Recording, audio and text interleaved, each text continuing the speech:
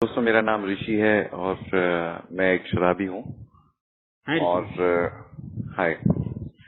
तो मैं आज का जो विषय है कि we admitted that we were powerless over alcohol, that our lives have become unmanageable. हमने ये मान लिया कि शराब के सामने हम बेबस हैं और हमारी जिंदगी अस्त व्यस्त हो चुकी है। मतलब ये मान लिया कि शराब पे हमारा कोई बस नहीं चलता। जैसे होता है ना, काफी सारी चीजें होती है हमारा बस नहीं चलता। बारिश हो रही है, उस पर हमारा कोई बस नहीं चलता। बादल हो रहे हैं, हमारा कोई बस नहीं चलता। बारिश ज्यादा हो रही है, उस पर कोई बस नहीं चलता। बाढ़ आ रही है, उस पर बस नहीं चलता। गर्मी ज्यादा हो रही है, उस पे बस नहीं चलता। धूप हो रही है, उस पे बस नहीं चलता। है ना, कितनी सारी चीजें हैं जिन पे हमारा बस नहीं चलता, है ना। तो ये जो शराब के सामने जो बेबसी है, इसे मानने में थोड़ी सी समस्या हो जाती है। तो जो पावरलेसनेस है, पावर का मतलब क्या है? कंट्रोल।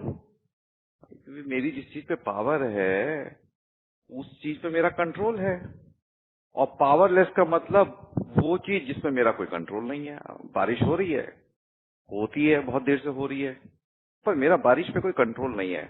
तो मैं जब लगभग 17 18 साल का था, 19 साल का था, सॉरी। तो जब मैंने पहली बार, मेरे जीवन में तो बहुत सारी समस्याएं थी। मुझे लगता था कि भाई, मैं अमीर घर से नहीं हूँ, मेरे पिताजी की मृत्यु हो चुकी है, हमारे पास पैसा नहीं है, अपना घर नहीं है, मेरी एजुकेशन अच्छी जगह नहीं हो पा रही है, मेरे पास कोई नौकरी नहीं है, बहन जो मुझसे बड़ी है उसकी शादी करनी थी। तो सारी समस्याएं थी मेरे पास। तो मेरे दिल में इतना पेन था, इतना दर्द था, इतनी बेचैनी थी, छटपटा रहा था मैं कि करूं क्या ना करूं, इधर जाऊं या उधर जाऊं, घर में बैठूं या बाहर बैठूं। ऐसी स्थिति में एक दिन मैंने 2 पैक पी। दोस्तों के साथ एक रेस्टोरेंट पे खड़ा हुआ था। उससे पहले मुझे क्या लग रहा था कि जिंदगी बेकार है, माँ सही नहीं है, बहन सही नहीं है, समाज सही नहीं है, देश सही नहीं है, स्थिति सही नहीं है, एजुकेशन सही नहीं है, भविष्य सही नहीं है, भूतकाल सही नहीं है, जो घटनाएं हुई वो सही नहीं है, जो नहीं हुई वो भी सही नहीं है। जाऊं तो जाऊं कहाँ? ऐसे में एक दिन मैंने 2 पैक पी और मैं रेस्टोरेंट के सामने खड़ा हुआ था। और जैसे ही मैंने 2 पैक पी तो सारा मौसम अच्छा लगने लगा। अब उस समय तो पैसे थे नहीं कि रोज रोज पी सकता, लेकिन पहली बार जो दिमाग में आनंद को रजिस्टर कराना, उस आनंद को पाने के लिए मेरे को, जो मेरे दर्द से मुक्ति मिल गई, जो मेरा जो जीवन का अस्तित्व के जो अपने कुछ पेन होते हैं ना, एग्जिस्टेंशियल पेन कहते हैं साइकोलॉजी में, जो जीवन के अपने जो दर्द होते हैं, वो हर किसी की जिंदगी में होते हैं। मेरे साथ खास है ऐसा नहीं है, पर मेरे को उनसे दर्द बहुत होता था। तो जब ऐसी स्थिति में था, मैंने पहली बार शराब पी तो एकदम आनंद आ गया। बॉडी में एक एक रोम में आनंद आ गया। जितनी मेरे पास टेंशन थी सारी की सारी खत्म हो गई। और थोड़े 1-2 घंटे के लिए मुझे ऐसा लगा मौसम बहुत अच्छा है, जिंदगी का फाइनली कोई मीनिंग है, ये देश भी सही है, सब कुछ ठीक लगने लगा। 2 पैक पीते ही उसके बाद क्या हुआ, मैं पीना चाहता था, लेकिन कभी किसी शादी में गए तो वहां पे मिल गई, पी ली। किसी और शादी में गए, नौकरी वोकरी तो करता नहीं था उस समय, तो पैसा वैसा था नहीं। लेकिन मुझे याद है कि ऐसे ही मैं शादियों में पी पी के इतनी मुझे आदत लग गई कि एक बार एक लड़का था और वो पीता था और वो जेल से आया था। और मैं उससे ये प्रार्थना कर रहा था, यार मुझे भी 1 पैक दे दे। अब उसके पास एक ही पौआ था, वो भी शराबी था, उसने मुझे 1 पैक नहीं दी। और मुझे ये भी याद है कि एक दिन मुझे दोस्तों ने पिला के, मैं रेत पे ही सो गया। जो रेत होता है ना, रोड के किनारे पड़ा होता है किसी का मकान बनाने के लिए, उस पे ही सो गया। रात के 2:30 बजे नींद पूरी, जब जाके घर पे आया तो उस समय लेकिन पैसा नहीं था कि रोज रोज पीऊं। जब मेरी नौकरी लगी और 3-4 महीने बाद मेरे पास पैसे अच्छे आने लगे, तब मैंने पीना शुरू करा। अब बस वो उसी महीने तक नौकरी चली जिस महीने पीना शुरू करा। उसके बाद मैं उस नौकरी पे जा नहीं पाया। फिर 2.5 साल के अंदर मैंने लगभग 18 नौकरियां छोड़ी। और उनके जो अपॉइंटमेंट लेटर थे, ऑफर लेटर थे, वो सारे के सारे लोगों को दिखाता था, देखो मेरी कितनी बड़ी उपलब्धि है, जबकि कोई उपलब्धि नहीं थी यार।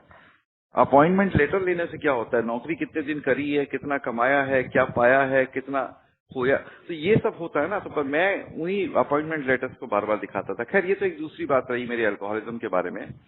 परंतु जब मैं यहाँ पर आया तो मैं ये सोच के नहीं आया था कि मैं शराब छोड़ूंगा। मैं किसी के पास पहुंचा जो इस प्रोग्राम का मेंबर था, तो उससे मैंने कहा कि मुझे पीनी है, क्योंकि मेरे दिन में मैं दोबारा मेरे पास नौकरी नहीं थी, दोबारा मेरे पास वही अस्तित्व का जो दर्द होता है वो था मेरे पास। तो उसने मुझसे कहा तो शाम को आ, मैं तुझे टॉप क्लास शराबियों में ले चलूंगा। तो मुझे यहाँ पर लेके आया। मैं इस उम्मीद में आया था कि यहाँ पे मुझे उच्च कोटि के शराबी मिलेंगे। और लेकिन जब मैं यहाँ पर आया और जब मैंने लोगों को जीते हुए देखा तो यहाँ पे ये पहला स्टेप टंगा हुआ था, एक बैनर था येलो कलर का, उस पर टंगा हुआ था। हमने ये मान लिया कि हम शराब के सामने बेबस हैं और हमारी जिंदगी अस्त व्यस्त हो चुकी है। तो मैंने ये तो नहीं माना कि शराब के सामने बेबस हैं, क्योंकि मुझे तो लगता था कि अगर थोड़ा पैसा हो, थोड़ी नौकरी अच्छी हो, मेरी बहन की शादी हो जाए, थोड़ा सा कुछ मिल जाए मुझे, प्रॉपर्टी वगैरह, कुछ इस तरह का हिसाब किताब मेरा बन जाए, तो बाकी तो सब ठीक है। मुझे तो शराब की जरूरत इसलिए पड़ती है कि मेरे जीवन में दर्द बहुत है। तो मैंने ये तो नहीं माना कि मैं शराब के सामने बेबस हूं, परंतु मैंने ये जरूर मान लिया कि मेरी जिंदगी अस्त व्यस्त हो चुकी थी। उसी सीट पे मैं बैठा हुआ था, केन की एक चेयर थी, उस पर बैठा बैठा मैं सोच रहा था, ऋषि तू टॉप क्लास स्टूडेंट रहा है, टॉप क्लास एथलीट रहा है, तेरे में कोई ऐसी चीज नहीं है जो ना हो। सुंदर तू है, लंबा तू है, बोलना तू जानता है, अपनी पर्सनालिटी तेरी अच्छी है, उसके बाद भी आज तुझे एक नौकरी नहीं कर पा रहा तू, तेरे किचन में खाना नहीं है, आज तू इस उम्मीद में 25 साल की उम्र में मरने की सोच रहा है। तो ये जिंदगी अस्त व्यस्त नहीं है तो क्या है? तो मैंने पहले स्टेप का दूसरा हिस्सा मान लिया कि मेरी जिंदगी अस्त व्यस्त हो चुकी है। लेकिन ये जो शराब के सामने जो बेबसी वाली बात है, ये तो 3-4 दिन बाद आते आते मैंने जम मानी थी कि मैं शराब के सामने बेबस हूं। तो जब मैं यहाँ पर आया, जब मैंने पहला स्टेप करा, जब मेरे स्पॉन्सर ने बताया कि शराब के सामने बेबसी है क्या, ये समझने की जरूरत है मुझे, तो मैंने जब अपनी लाइफ स्टोरी लिखनी चालू करी, जब मैंने, तो एक ना अहमद फराज एक शायर थे पाकिस्तान के, उनका एक बहुत अच्छा शेर है।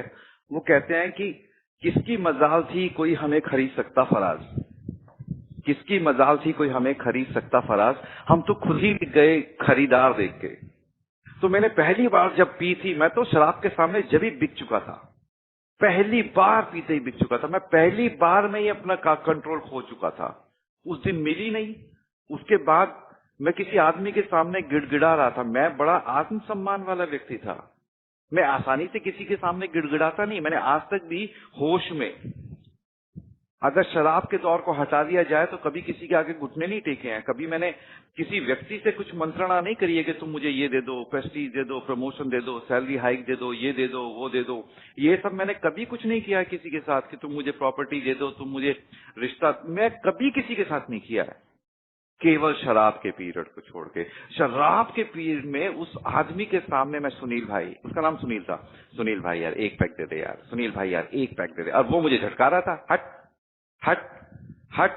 मैं जो मतलब एक मोहल्ले का एक तरह से सबसे लीडिंग बच्चा होके उसके सामने गिड़गिड़ा रहा हूं, जो एक क्रिमिनल था, वो आदमी क्रिमिनल था, he had committed a murder, वो सजा याफ्ता मुजरिम था, उसके सामने मैं गिड़गिड़ा रहा था, हालांकि मुझसे 2-3 साल ही बड़ा था, बस मैं गिड़गिड़ा रहा था, मैं नहीं गिड़गिड़ा रहा था। ये मेरी बेबसी थी शराब के सामने। मैं किसी भी हालत में गिड़गिड़ाता नहीं किसी आदमी के सामने। तो वो है ना कि मतलब किसकी मजाल थी कोई हमें खरीद सकता फराज, हम तो खुद ही बिक गए खरीदार देके। तो मैं तो शराब के सामने बेबस था, मैं उस आदमी के सामने कोई गिड़गिड़ा रहा था, मैं तो ये पावरलेसनेस थी मेरी शराब के सामने। जो काम मैंने कभी करा नहीं वो करने को इसलिए तैयार हो गया कि शराब पीने की चाहत इतनी जबरदस्त थी कि मेरे अंदर कुछ बचा नहीं था। एक इंसिडेंस मुझे याद है, मैंने अपनी सिस्टर के अकाउंट से, मैं खुद ही उसके अकाउंट में पैसे डालता था, तो उसे एटीएम का कार्ड वगैरह यूज करना आता नहीं था, तो उसका एटीएम कार्ड कहाँ पे रखा है मुझे मालूम था, उसका मुझे पिन भी मालूम था। एटीएम कार्ड नए नए चले थे, 2002-03 की बात है ये, और मुझे पता था वो कहाँ रखा है। और मैंने वो एटीएम कार्ड चोरी से निकाल लिया। मैं रोज जाता था, उसमें से 300 रुपए निकालता था और पी जाता था, फिर 300 रुपए निकालता था, फिर पी जाता था। ऐसे करते करते मैंने उसमें से 10,000 रुपए चुरा लिए। मैंने किसी की एक पेंसिल, एक रबड़, 5 पैसे कभी किसी के नहीं चुराए थे, किसी और कारण के लिए कभी नहीं चुराए थे। वो शराब का जो पीरियड था उसमें मैंने अपने घर में ही चोरी करी, क्योंकि कहीं और चोरी करने का मौका नहीं था। लेकिन मैंने किसके साथ ये चोरी करी, ये नहीं कि मैं उन 10,000 रुपए को लेके मैं अपने लिए कुछ कोट ले आऊंगा, पैंट ले आऊंगा, जूते ले आऊंगा, घड़ी ले आऊंगा, मोबाइल। मेरे पास मोबाइल नहीं हुआ करता था, मैंने मोबाइल कभी खरीदा भी नहीं, किसी और चीज के लिए नहीं कि मैं एक मोबाइल लेके आ जाऊं, कुछ अपने लिए, कुछ बाइक वगैरह फाइनेंस, किसी और चीज के लिए कभी कोई पैसा नहीं चुराया। बस चुराया भी वही 300 रुपए, हर दिन का 300 रुपए। ऐसे करके मैं अपनी सिस्टर के अकाउंट से 10,000 रुपए निकाल लिए। मैं चोरी तक करने के लिए तैयार हो गया। चोरी करने के लिए मैं इसलिए तैयार नहीं हुआ कि मैं चोर था या मेरे मन में चुराने की आदत थी, ये चोरी से मैं बड़ा वशीभूत था, बड़ा इंटरेस्ट था चोरी करने से। नहीं, ये ऐसे काम मैंने कभी किसी और चीज के लिए करे ही नहीं और करता भी नहीं। चोरी करी किस लिए?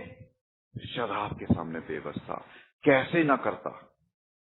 कोई और मेरे मन में विचार ही नहीं था कि कुछ और भी हो सकता है। चोरी करी मैंने।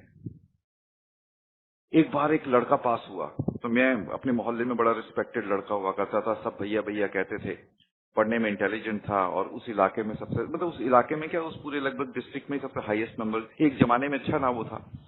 तो वो लड़का 10th में पास हुआ और मैं निकल चुका था, मतलब मुझसे 5-1 साल छोटा था। वो 10th में पास हुआ तो मैंने कहा भैया पार्टी दे।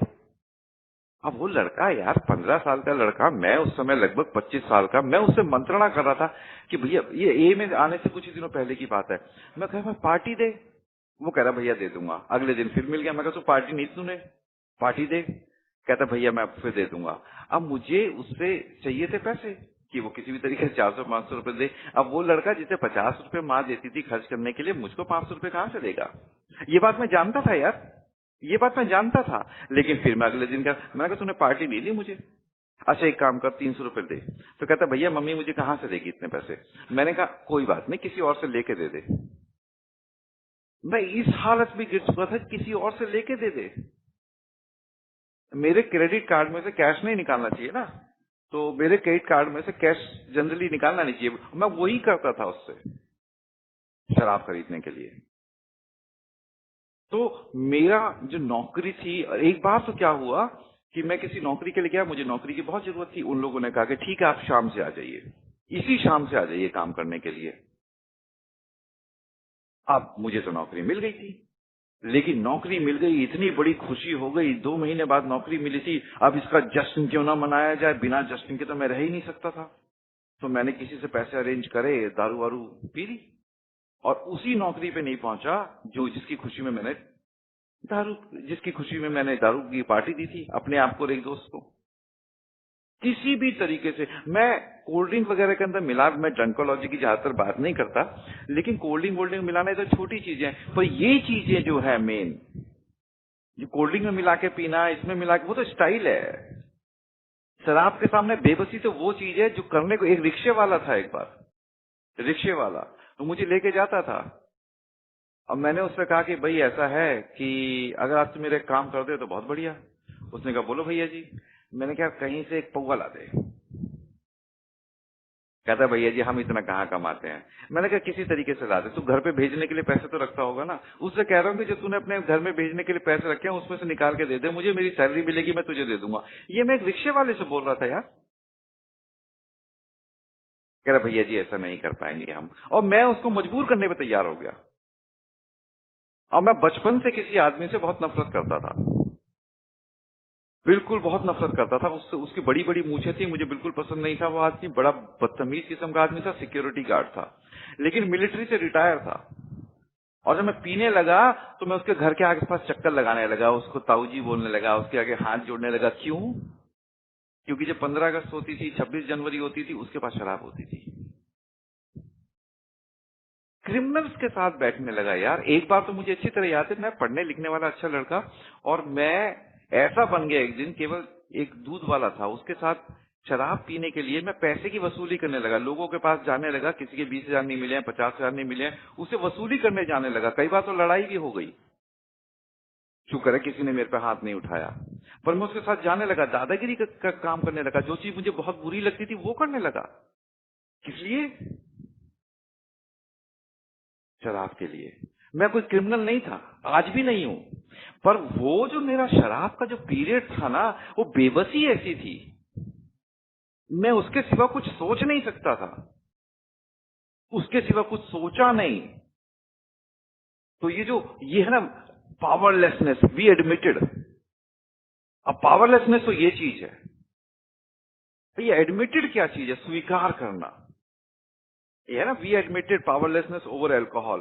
तो पावरलेसनेस तो बता दिया बिल्कुल अब जैसे हवा चल रही है, क्या मैं इसको रोक सकता हूं अपनी मर्जी से? नहीं, हवा के ऊपर बेबस हूं। गर्मी है, क्या मर्जी से रोक सकता हूं? नहीं। पिछले कई दिन से मैं न्यूज पढ़ रहा हूं, कोई अच्छी खबर आएगी कोरोना खत्म हो रहा है, नहीं आ रही। पावरलेसनेस के ऊपर अपनी मर्जी से नहीं बदल सकता। मेरा कोई बस नहीं चल रहा, मेरा कोई कंट्रोल नहीं चल रहा। सर के ऊपर बादल हैं, जिस दिन गर्मी होती है, चाह के नहीं बदल नहीं सकता उस चीज को। पावरलेस हूं, बेबस हूं उसके ऊपर। कोई बस नहीं चल रहा मेरा, और पहले भी कभी नहीं चला। तो मेरे घर के सामने 4 पेड़ हैं, मैं मानूं या ना मानूं, 4 पेड़ तो रहेंगे।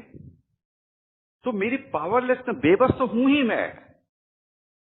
अब मैं इस बात को स्वीकार कर लूं या ना करूं, ये मेरी इच्छा के ऊपर है कि मैं स्वीकार कर लूं या ना करूं। अब स्वीकार करने का मतलब क्या होता है? एक बार 2 शराबी जा रहे थे, तो दिल्ली में कुतुब मीनार है।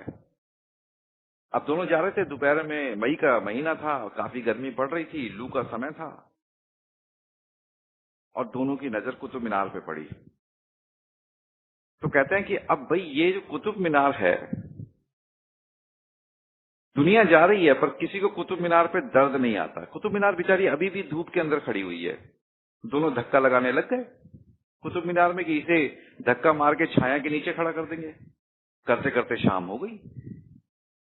अब ऑटोमेटिकली वो छाया के नीचे खड़ी हो गई। तो दोनों शराबियों ने कहा, देखो हमने कितनी ताकत दिखाई, हमारे अंदर कितना बल है।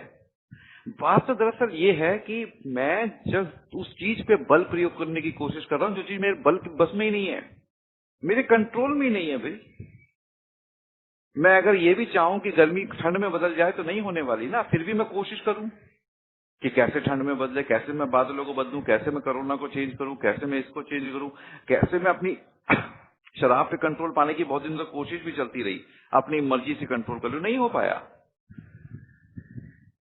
पाया। तो अगर कंट्रोल करने का मेरे में दम होता ना, तो कभी चोरी ना करता। क्योंकि मेरे को अच्छे कपड़े पहनने का शौक है, लेकिन केवल अच्छे कपड़े पहनने के लिए मैंने पैसे नहीं चुराए, क्योंकि उस पर मेरा कंट्रोल है। मैं कपड़े पहनने के ऊपर पावरलेस नहीं हूं। अच्छे खाने को मुझे शौक है, पर मैंने खाने के लिए कभी पैसे नहीं चुराए, क्योंकि कभी मैं अपनी जो भूख है उसे कंट्रोल कर सकता हूं। उस पर कभी पावरलेस नहीं हुआ, कभी नहीं हुआ। मुझे और भी कई जीवन की ऐसी चीजें थी जिसके ऊपर मेरा कंट्रोल था। एक शराब ऐसी थी जिसके लिए मैंने चोरी करी, अपने से छोटे बच्चों से भी पैसे मांगे, जिसके लिए मैं ह्यूमिलिएट हुआ। तो ये जो ए में कहते हैं ना कि willing to go to any length to get it, जो पाना है उसे पाने के लिए किसी भी हद तक जाना, वही तो होता है ना, willing to go to any length to get it. तो शराब पाने के लिए मैं किसी भी हद तक जाने को तैयार था, कभी झिझक नहीं होती थी मेरे अंदर। ऐसा मेरा हाल था, पावरलेस था एकदम, कोई कंट्रोल ही नहीं होता था। मुझे पता है कि पी लूंगा तो ऑफिस नहीं जाऊंगा तो छूट जाएगा ऑफिस, पर फिर भी मेरा कोई कंट्रोल ही नहीं है। ये बेबसी थी। तो अब मानना कैसा? जब मैं ए में आया, जब मैंने अपनी स्टोरी लिखी, तो मैंने कहा अगर बेटा पावरफुल होता तो छोटे बच्चे से पैसे नहीं मांगता। अगर तू शराब के ऊपर पावरफुल होता तो चोरी नहीं करता। अगर तू शराब के ऊपर पावरफुल होता तो कभी हाथ जोड़ के मंत्रणा नहीं करता, कभी हाथ जोड़ के याचना नहीं करता कि मुझे दे दो, एक पैक शराब दे दो। वो पावरलेस था। ऊपर से इन लोगों ने 20 क्वेश्चन का एक जो वो होता था, एक पैम्पलेट टाइप का होता था जिसमें 20 प्रश्न होते थे, उनको टिक किया तो सारा मामला ही साफ हो गया।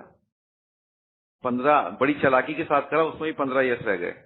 बड़ी चालाकी के साथ करा, उसमें 15 यस रह गए। तो उसको यस करा तो फिर तो कोई मामला ही नहीं था, कन्विंस हो ही गया था, शराब के सामने बेबस हूं। तो हमने ये मान लिया कि हम शराब के सामने बेबस हैं। और मानने के लिए मुझे केवल इतना देखना पड़ा कि वो काम, चोरी चकारी गिड़गिड़ाना, ये सब मैंने करा ही इसलिए कि पावरलेस था। अगर पावर में होता तो ये सब ना करता, है ना। तो ये देखना पड़ा क्या क्या कर गुजरा। क्या मैं अन्य किसी स्थिति में ऐसा करता?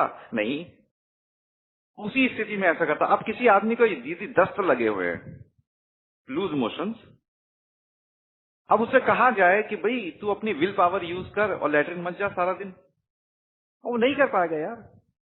5-10 मिनट में, 15 मिनट में जब उसके पेट में मरोड़ उठेंगे वो घुस जाएगा वॉशरूम में। पावरलेस है भाई इसके ऊपर। ऐसी मेरी क्रेविंग फॉर अल्कोहल थी। हो सकता है मैं सुबह से सोचता था कि आज नहीं पीनी, पर जैसी क्रेविंग होती थी अब करूं क्या। जैसे लोगों को दस्त लगते हैं तो पहुंच जाते, मैं भी पहुंच जाता था लेने। 4 बजे से सोचने लगता था कि भैया कहां से अरेंज करूंगा, किसके साथ पीऊंगा, आज तो पैसे भी नहीं है। क्यों? क्योंकि पियो या ना पियो ये तो प्रश्न ही नहीं था ना। पीनी है या नहीं पीनी है तो पावरफुल लोगों का प्रश्न है। जैसे सोशल ड्रिंकर होते हैं ना कि आज पीनी है पार्टी में या नहीं, कहते हैं आज नहीं पीनी तो नहीं पीते। आज पीनी है, हाँ, तो कितने पैक पीनी है? 2 पैक पीनी है। कौन सा ब्रांड पीना है? वो ब्रांड पीना है। किसके साथ पीनी है? उसके साथ पीनी है। उसके साथ नहीं पीनी, वो अपने से छोटे लेवल का है। वो सोशल ड्रिंकर होते हैं जिनकी पावर होती है। ये तो हम थे, हम जैसा भाई होता है, पावर है ही नहीं उसके ऊपर। ये प्रश्न ही नहीं रहा कि करना है नहीं करना है। और किसी भी चीज में अगर ये प्रश्न खत्म हो जाए ना, करना है या नहीं करना है, उससे बड़ा तो कोई धोतक होता ही नहीं कि पावरलेसनेस है या नहीं। तो we admitted that we are powerless over alcohol. तो ये तो दिख गया कि भाई किस चीज के ऊपर पावरलेस हूं।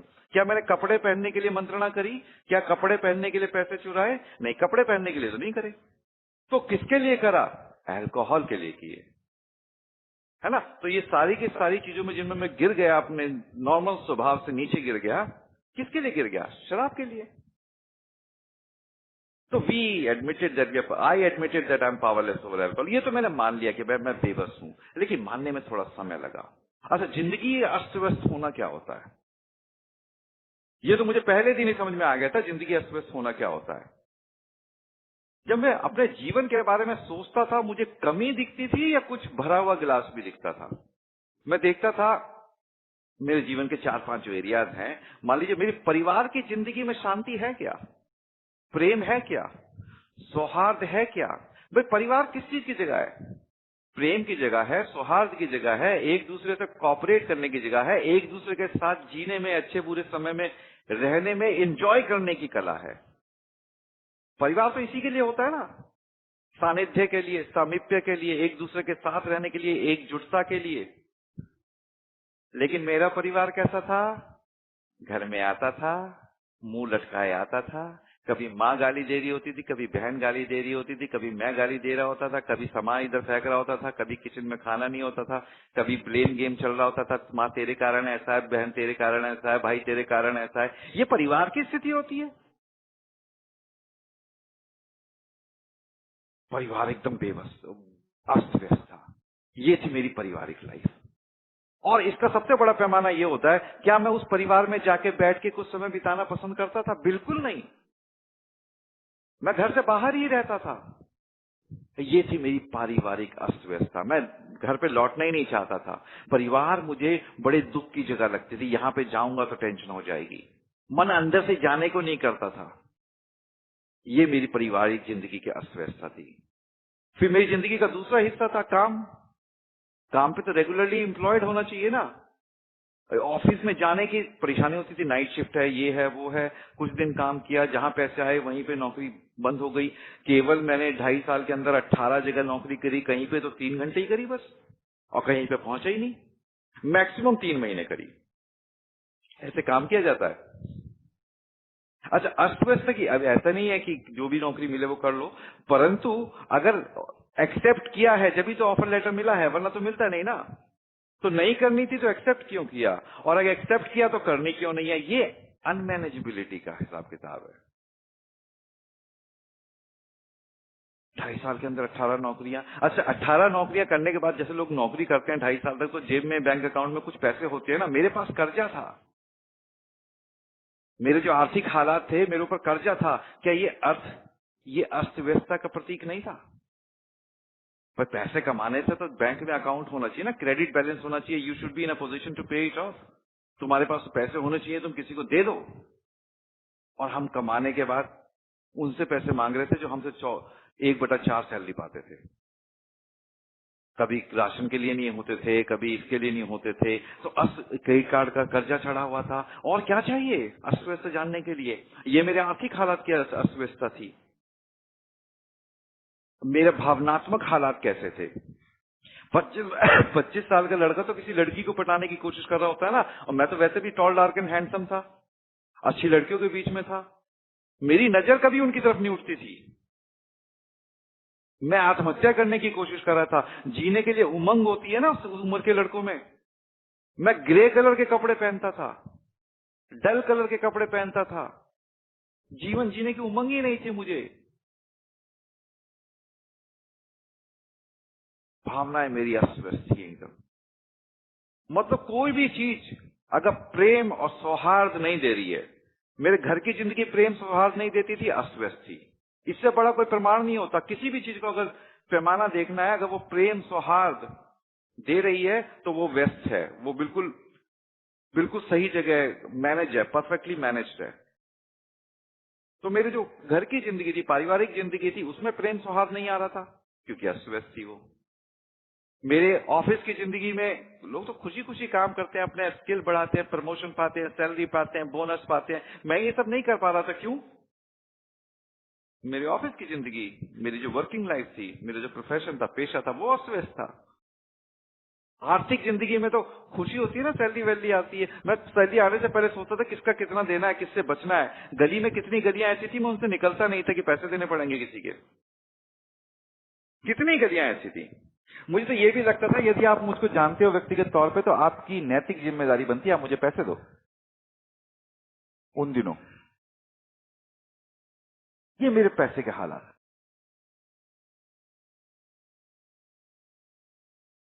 ये मेरे पैसे के हालात थे, ये मेरे आर्थिक हालात थे। और दिमाग में तो कीचड़ हमेशा रहता था, हमेशा कीचड़ रहता था। जैसे एक बाग होता है ना, बाग के बारे में कल्पना करो। तो बाग के बारे में कल्पना करो, उसमें सुंदर सुंदर फूल लगे हुए हैं, सुंदर सुंदर खुशबू आ रही है, सुबह सुबह का मौसम है, आप जा रहे हो। और उसके अगेंस्ट कल्पना करो कि आप किसी गंदी सी मार्केट से जा रहे हो, मछली वछली की मार्केट से, वहां पे बहुत सारा कीचड़ है, बहुत तेजी से बारिश हुई है, लोग एक दूसरे टकरा रहे हैं, बहुत ज्यादा भीड़ है, कोई साइकिल लेके जा रहा है, कोई आवाज लगा रहा है पीछे से। तो वो जो मछली मार्केट की जो हालत होती है ना, मेरे दिमाग में वो वाली हालत थी, कोई फूलों के बाग वाली हालत नहीं थी। मानसिक अस्तव्यस्तता थी, अनमैनेजेबिलिटी थी। उसको मानना क्या था, वो तो सामने एविडेंट थी, वो तो प्रत्यक्ष थी। तो ये तो मैंने लिख के देख लिया कि भाई ऐसे ऐसा है, ये तो दिख ही रहा था, बस लिख लिया। सामने दिख तो रहा ही था, बस लिख लिया, लिख के पता चल गया। पर जैसे एक है ना, निर्बल के बलराम, दुर्बल के बलराम नहीं होते। दुर्बल वो गधा होता है जो जानता है कि सामने वाला मुझसे तगड़ा है, फिर भी उससे लड़ने की कोशिश करता है। दुर्बल में और निर्बल में एक ही अंतर होता है। दुर्बल जानता है कि सामने वाला जो बंदा है मेरे को पीट पीट के मेरी अधमरा कर देगा मुझे, फिर भी वो लड़ता रहता है उससे, क्योंकि दुर्बल है। वो साहसी नहीं है, वो दुर्बल है। दुर्बल हमेशा लड़ने की कोशिश करता है, अपने शरीर से नहीं लड़ता तो अपने दिमाग में लड़ने की कोशिश करता है। जो निर्बल होता है ना, जिसे पावरलेस कहते हो आप, निर्बल, वो पावर ही अप्लाई नहीं करता। मुझे पता है कि बादल मेरी मर्जी से नहीं जाएंगे, तो मैं अप्लाई नहीं कर रहा, अपने हाथ से बादलों को हटाने की कोशिश नहीं कर रहा। मुझे पता है कि गर्मी जो है, सूरज जो है, मेरी की गर्मी कम नहीं होगी, तो सूरज को मैं ठंडा करने की कोशिश नहीं कर रहा, पानी डाल के सूरज के ऊपर नहीं कर रहा, क्योंकि मुझे पता है कि पावरलेस हूं। तो अब यहाँ पे आ गया, I accepted my powerlessness over alcohol, admitted my powerlessness over alcohol. अब करूं क्या? बस स्वीकार कर लिया कि शराब के ऊपर बेबस हैं, जिंदगी अस्त हो चुकी है, ये भी स्वीकार कर लिया। बस स्वीकार कर लिया, अब क्या?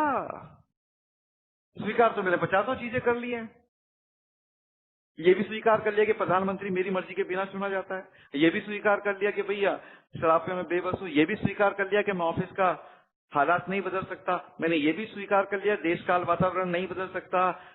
जो भी है स्वीकार कर लिया, और मुंह से तो स्वीकार कर लिया, पर आगे क्या करूं? कहानी तो यहां पे रुक जाती है ना।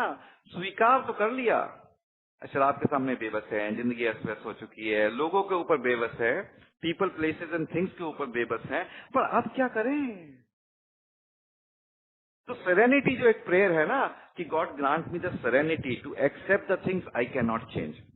ईश्वर हमें आत्म शांति दो उन चीजों को स्वीकार करने की जिन्हें हम बदल नहीं सकते। तो शराब के ऊपर बेबस है, नहीं बदल सकते, मान लिया। दूसरे लोगों के ऊपर बेबस है, नहीं बदल सकते, मान लिया। सरकार के ऊपर बेबस है, बैंकों के ऊपर, 50 चीजों को, मौसम के ऊपर बेबस है, कोरोना आ गया उसके ऊपर बेबस है, मान लिया। तो God grant me the serenity to accept the things that we can not change. ये तो मान लिया कि भैया ये चीजें वो हैं जो मान ली है। तो ईश्वर ने आत्म शांति दी, चलो हमने मान लिया कि हम भाई इन चीजों को बदल नहीं सकते, है ना, ये ऐसी है। इसके आगे क्या करें?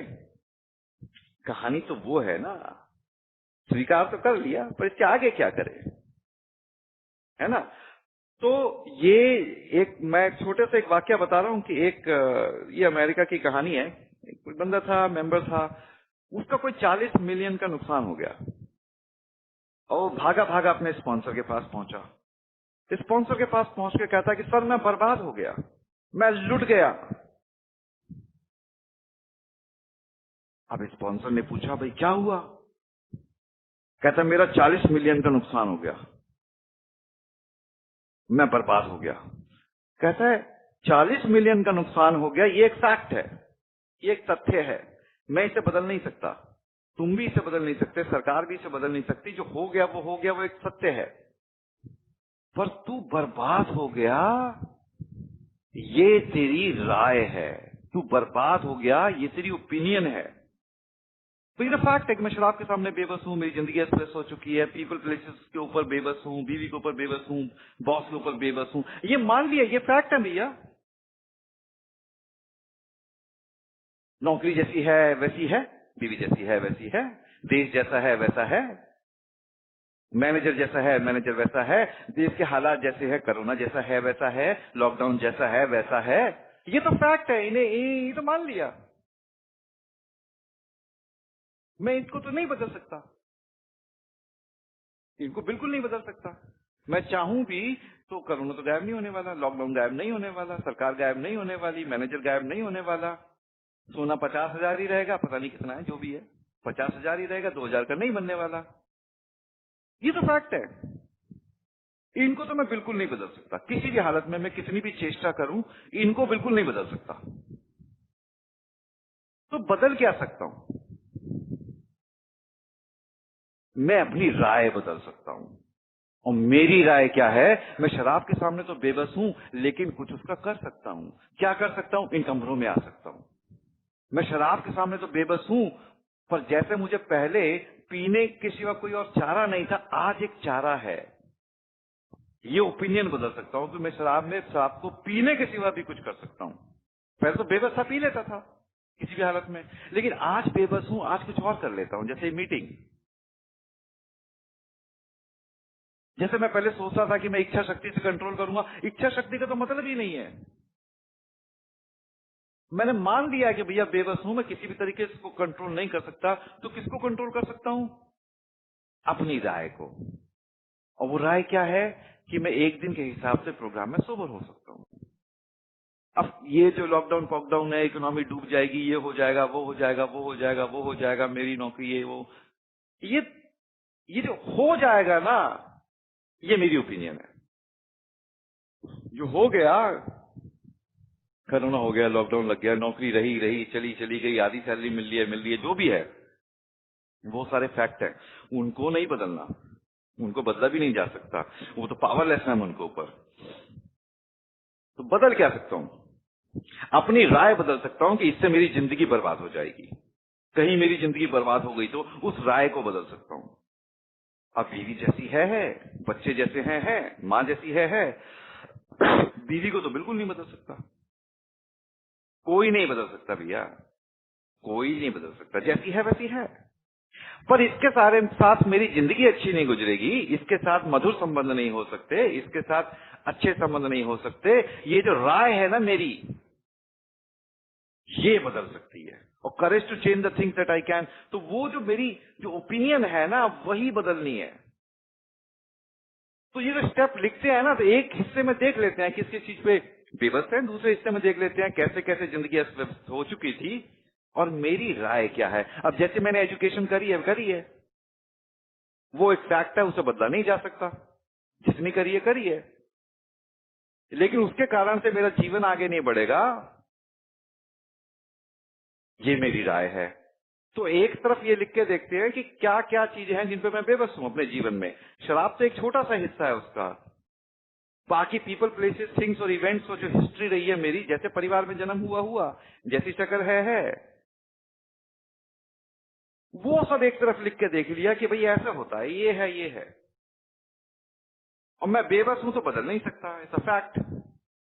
एडमिट कर लिया कि जिंदगी भी अस्त व्यस्त हो चुकी थी इनके कारण, ये भी एडमिट कर लिया। अब क्या करें? तो अब क्या है, उसके बारे में अपनी ओपिनियन बदल सकता हूं। और कैसे बदल सकता हूं कि मुझे ना एक्चुअली समस्या सारी ओपिनियन की है, सारी समस्या ओपिनियन की है। भाई मैं अपनी ईमानदारी से बताऊं कि मैं बचपन से, कल भी मैं शेयर कर रहा था किसी मीटिंग के अंदर कि भाई क्या शराब छोड़ना काफी है, उसके ऊपर एक शेयरिंग कर रहा था। मैं बचपन से आनंद की तलाश में था। आनंद होता है ना, जॉय, खेलना। छोटे छोटे बच्चों को देखते हो ना खेलते चीज, मैं ऐसे जीना चाहता था बचपन से। और मेरे जीवन में जो चीजें हुई, फिर उसने वो आनंद छीन लिया। पिताजी की मृत्यु हो गई, गरीबी आ गई, एजुकेशन ठीक हुई नहीं हुई, तो आनंद क्षणिक हो गया। कभी कभी आता था, अक्सर तो गमगीन ही रहता था मैं। जब मैंने पहली बार शराब पी तो मुझे उस दर्द से छुट्टी मिली, दर्द से छुटकारा मिला और आनंद की अनुभूति हुई। मैं शराब इसलिए कोई पी रहा था, मुझे कड़वा टेस्ट अच्छा लगता था, या मुझे नौकरी छोड़ना अच्छा लगता था, या मुझे मेरे मुंह से बदबू आए वो अच्छा लगता था, या मैं किसी से भीख मांगू पैसे की, किसी के सामने गिड़गिड़ाऊं वो अच्छा लगता था। ये सब मेरी चॉइसेस कोई थी, मैं इन सबको कोई ढूंढ रहा था, मैं शराब को भी नहीं ढूंढ, मैं तो आनंद को ढूंढ रहा था। आनंद के चक्कर में पी गया। तो देखा जाए तो मेरा पीना गलत नहीं था, मेरी खोज तो सही चीज के लिए थी। आनंद तो मेरा अधिकार है, ये तो मेरे जहन में है, इसकी स्मृति तो मेरे मन में है, मेरे दिमाग में है।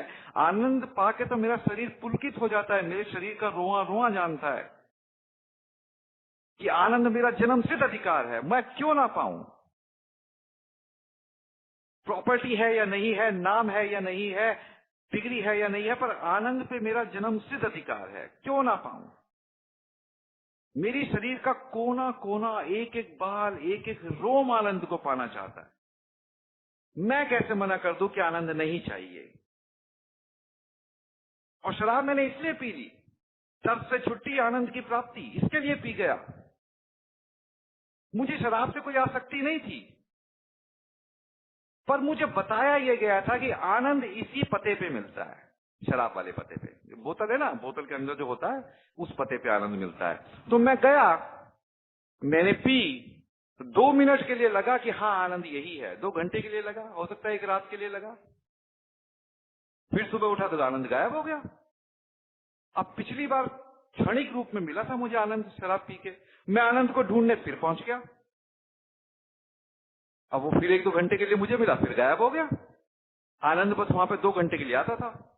आनंद वहां रहता नहीं था, कभी कभी मिल जाता था शराब में। आनंद वहां रहता नहीं था, वहां कभी कभी मिल जाता था, पर मुझे उसका कोई और पता नहीं मालूम था। परमानेंट पता क्या था, मैं वहीं पहुंच जाता। फिर तीसरी बार मैं आनंद से मिलने गया। अरे भाई, मैं कौन आदमी ऐसा है जो अपना जन्मसिद्ध अधिकार लेने नहीं जाएगा। ये स्मृति भगवान ने मेरे शरीर के अंदर डाली है, मुझे आनंद की प्राप्ति चाहिए। बच्चे को गुदगुदी होती है ना, शरीर पे कहीं भी करो टिकल होता है, पूरी बॉडी में आनंद होता है उसके। और बच्चे गुदगुदी करने को बड़ा पसंद करते हैं, क्यों? वो ईश्वरीय ज्ञान है कि आनंद की प्राप्ति करनी है। आनंद की प्राप्ति कोई गलत चीज नहीं है। ढोंगी है वो लोग जो कहते हैं कि आनंद की प्राप्ति नहीं करनी चाहिए। सुबह शाम पे कहते हैं कि भैया ब्रह्मचर्य का पालन करो, फिर आशाराम बापू की तरह जो करते हैं वो आपको पता है, मुझे बताने की जरूरत नहीं है। वो लोग ढोंगी है, हम लोग ढोंगी नहीं बन सकते। हम शराबी हैं, हम जो भी हैं ओरिजिनल हैं। पैसे भी चुराए तो उतने चुराए जितने शराब के लिए चाहिए थे, झूठ बोला तो शराब के लिए बोला। हम शराबी हैं, हम झूठे नहीं है। हाँ, हमारी बेबसी थी, लेकिन हम आनंद पाना चाहते, तो मैं आनंद पाने के लिए दोबारा शराब के पास पहुंच गया, तिबारा पहुंच गया। कोई भी समस्या हुई तो आनंद पाने पहुंच गया। क्यों ना पहुंचूं, मेरा जन्मसिद्ध अधिकार है। पर आनंद वहां पर ना क्षणिक रूप में मिलता था, कभी 2 मिनट के लिए, कभी 5 मिनट के लिए, कभी आधा घंटे के लिए। और फिर उसने ना, आनंद ने उस जगह पे आना बंद कर दिया, शराब की बोतल में आना ही बंद कर दिया। मैं पीता था और सारी रात जागा रहता था, नींद भी नहीं आती थी आखिरी के दिनों में। आनंद की खोज करता था, दिमाग और परेशान हो जाता था, डिप्रेशन हो जाता था। आनंद ने उस जगह पे आना ही छोड़ दिया था। मैं फिर भी जाके पीता था, क्योंकि मुझे तो कोई और रास्ता नहीं मालूम ना। मुझे तो यही पता था कि वो यहीं मिलेगा। इससे पहले जब भी मिला यहीं मिला है, इसके सिवा कहीं और मिला नहीं है। फिर किस्मत ने एक ऐसा टर्न लिया कि मुझसे किसी ने कहा कि तुझे टॉप क्लास शराबियों में ले चलूंगा। और मैंने सोचा कि टॉप क्लास आनंद मिलेगा, टॉप क्लास शराबी होंगे, टॉप क्लास शराब होगी। तो मैंने कहा आनंद से खूब मिलन होगा फिर। और मैं उस आनंद से मिलने पहुंच गया इस कमरे में, ये उम्मीद करके ये पिलाएंगे। इन्होंने पिलाया नहीं, पर मुझे ये लग गया कि ये आनंद का परमानेंट घर है। ये जो कमरा है ना, ये आनंद का परमानेंट घर है। ये जो कमरा है ना, ये का कमरा, ये आनंद का परमानेंट एड्रेस है। तो 1 दिन नहीं, 2 दिन नहीं, 5 दिन नहीं, 10 दिन नहीं, पर ये पता था कि इसका परमानेंट एड्रेस आएगा तो यहीं आएगा। और आनंद फिर उस एड्रेस पे, जो ए का कमरा होता है ना, उस पे आया। और जब आनंद का मुझे परमानेंट घर मिल गया कि ये परमानेंट घर है, तो मैं उसको जो रिक्शा स्टैंड पे मिलता था दारू के अंदर, उसमें क्यों मिलूं?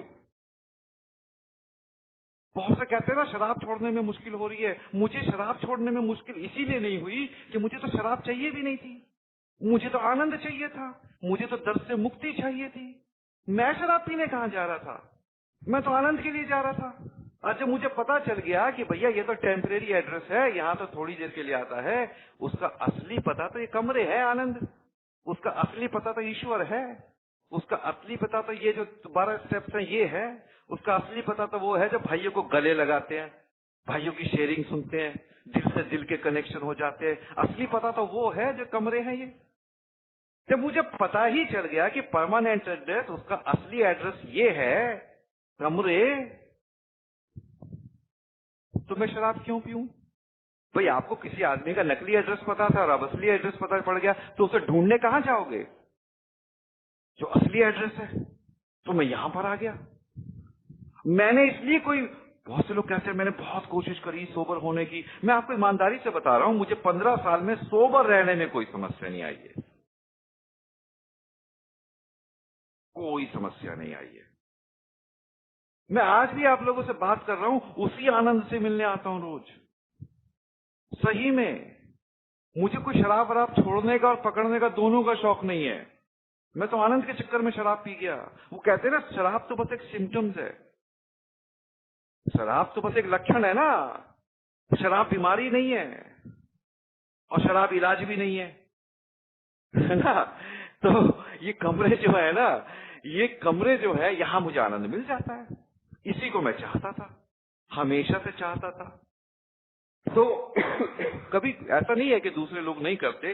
दूसरे लोगों को लगता है पैसा, Prestige, power, politics, sex, gambling, उनके चक्कर में लगे रहते हैं, पावर, आनंद के चक्कर में। बस आनंद आ जाए, बढ़िया सा फील करें, खुद को अपने असली रूप में देख लें, कहां तक जा सकते हैं वो देख लें।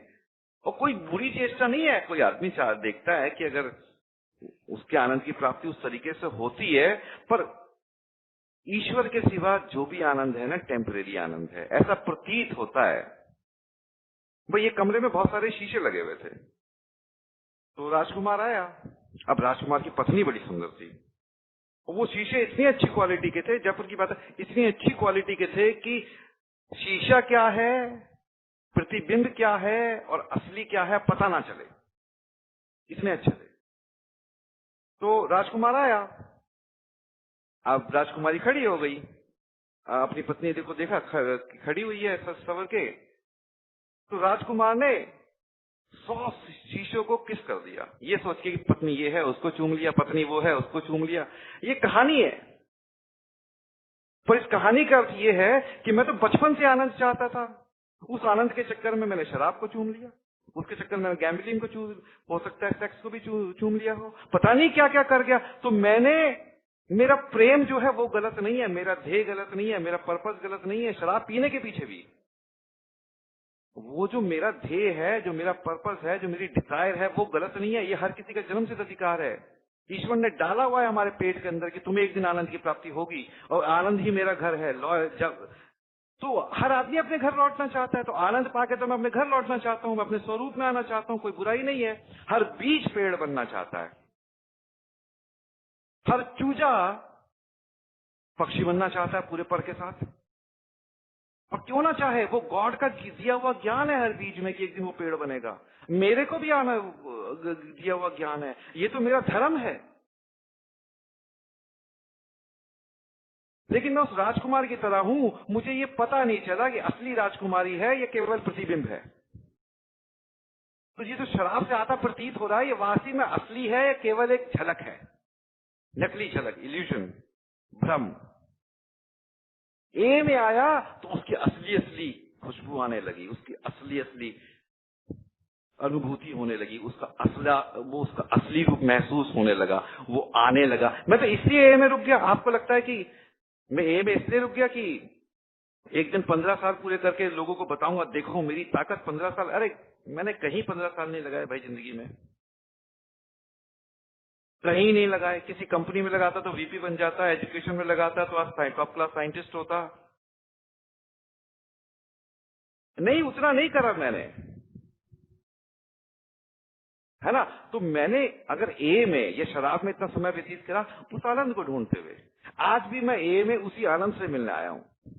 मैं कोई सोबर ओबर होने की भी मुझे ना चेष्टा करता हूं ना कुछ करता हूं, क्योंकि जो मैं शराब कोई पी रहा था भैया, मैं तो आनंद को ढूंढ रहा था। अब आनंद मुझे इस कमरे से आने लगा।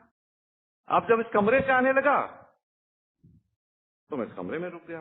तो शराब पे जो बेबसी है वो तो एक तरफ देखते हैं, और ये समझना ना अपने नेचर को कि भैया आनंद, मैं शराब पे बेबस, एक तरफ से देखा जाए तो शराब पे बेबस था कि मुझे पता नहीं था कोई और एड्रेस है नहीं, मुझे पता नहीं था कि आनंद किसी और एड्रेस पर मिलेगा, या आनंद का परमानेंट एड्रेस क्या है। मुझे बस यहाँ पे आके ये पता चल जाता है कि शराब उसका एड्रेस नहीं है, वो उस घर में नहीं रहता जहां तू गया था।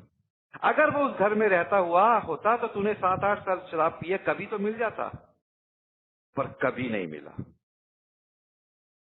वो गलत घर था, शराब वाला जो घर था वो गलत घर। मैं इस ए में आया, मुझे वो अक्सर मिलने लगा। अब मैं ए में आ रहा हूं, आज भी आया हूं, क्योंकि उसी के साथ रहता हूं, आनंद के साथ। तो दोस्तों, शराब पीना भी गलत चीज नहीं है, ये तो धार्मिक चीज है पीली तो, क्योंकि आप उस चीज की खोज कर रहे हो जो ऊपर वाले ने दी है, आपका अधिकार, आनंद स्वरूप। पर जिस जगह खोज रहे हो ना, वो जगह गलत थी भाई, बस ये स्वीकार करना है। ये फर्स्ट स्टेप जो है ना, मैं जनरली स्टेप्स पे शेयरिंग करता नहीं हूँ, 2-4 भाई हैं यहाँ पे जानते हैं मुझे व्यक्तिगत तौर पे, मैं बताता भी हूँ कि मेरा जो स्टेप्स हुआ ना थोड़े से अलग तरीके से हुआ है। मेरा स्पॉन्सर थोड़ा अलग तरीके का आदमी था, तो वो बिग बुक के स्टाइल में बहुत कम हुआ है, वो जीवन के अनुभव के आधार पे बहुत ज्यादा हुआ है। जो मेरा स्पॉन्सर था, तो उसने बताया भी कि देखो हम किताबों में जिंदा नहीं है, हम इस संसार में जिंदा है, इस संसार में स्टेप्स करने हैं। मुझे उसने ऐसा बताया। तो बिग बुक में जो लिखा है बहुत काम की चीजें लिखी हैं, 12x12 में बहुत काम की चीजें लिखी हैं। तो ये जो है ना, मेरा जो स्टेप 1 हुआ, बस वो इसी रूप में हुआ कि मैं आनंद को पाना चाहता था। उस पर मैं आज भी बेबस हूँ। उसके लिए मैं आज भी 2-4 चीजें कर देता हूँ, 2-4 सामान खरीद लेता हूँ, नया फोन खरीद लूँ, नहीं घूम के आ जाऊं कहीं पे। तो ये मेरी चाहत गलत नहीं है, बस मुझे इतना समझना है स्टेप 1 में कि जिस आनंद भाई की तलाश में मैं था, वो शराब वाले, जो शराब एक घर है ना जो पता है शराब का, वहां नहीं रहता। अब वहां नहीं जाना, वो एड्रेस गलत है।